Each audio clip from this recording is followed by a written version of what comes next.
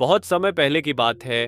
भगवान गौतम बुद्ध अपने शिष्यों के साथ एक गांव में यात्रा कर रहे थे। उस समय एक युवा सन्यासी उनके पास आया और उसने उनसे पूछा, गुरुदेव, मुझे समझ नहीं आ रहा कि जीवन में सफलता पाने के लिए अधिक महत्वपूर्ण क्या है, बुद्धि या ऊर्जा।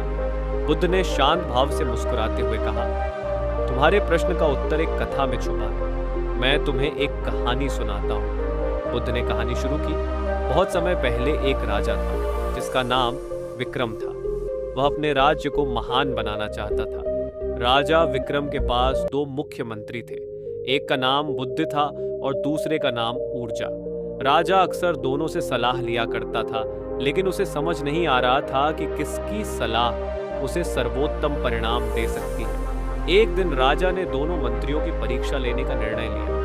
उन्होंने अपने राज्य में गिरे एक विशाल पहाड़ पर एक मंदिर का निर्माण करने का आदेश दिया और कहा, यह काम एक ही दिन में पूरा होना चाहिए। जो भी इस कार्य को सफलतापूर्वक पूरा करेगा वह राज्य का प्रमुख मंत्री बनेगा। बिना समय बर्बाद किए अपने सैनिकों को पहाड़ की चोटी तक ले गया और तेजी से काम शुरू कर दिया। वह पूरी ताकत से पत्थर तोड़ता, निर्माण करता और लोगों को प्रेरित करता। उसके सैनिक दिन रात मेहनत कर रहे थे।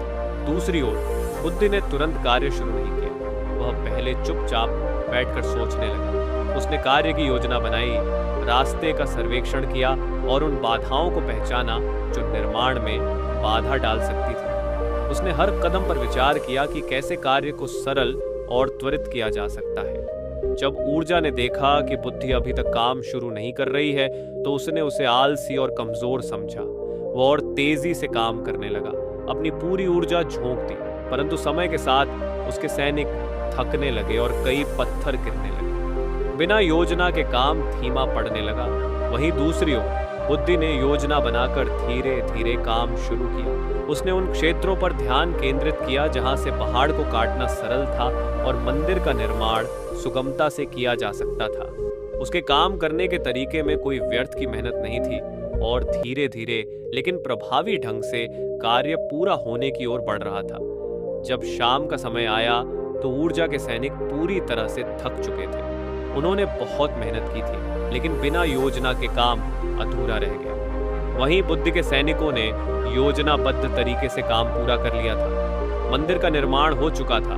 राजा विक्रम ने मुस्कुराते हुए कहा, आज मैंने समझा कि सिर्फ ऊर्जा से काम नहीं होता, बल्कि बुद्धि के साथ ऊर्जा का सही उपयोग ही सफलता की कुंजी है। इसके बाद राजा ने बुद्धि को अपना प्रमुख मंत्री बना दिया और कहा कि ऊर्जा का महत्व तभी होता है जब उसे सही दिशा में लगाया जाए। बुद्ध ने इस कथा को समाप्त करते हुए कहा, इस संसार में दोनों की आवश्यकता होती है। केवल बुद्धि या केवल ऊर्जा से कुछ भी प्राप्त नहीं होता। जब हम अपने दिमाग का उपयोग कर सही योजना बनाते हैं और अपनी ऊर्जा को सही दिशा में लगाते हैं, तभी हम जीवन में सफलता प्राप्त कर सकते हैं। युवा सन्यासी ने बुद्ध की यह बात सुनी और उसे जीवन का महान संदेश मिल गया। उसने मन ही मन प्रण लिया कि वह हमेशा अपने कार्यों में बुद्धि और ऊर्जा दोनों का संतुलन रखेगा।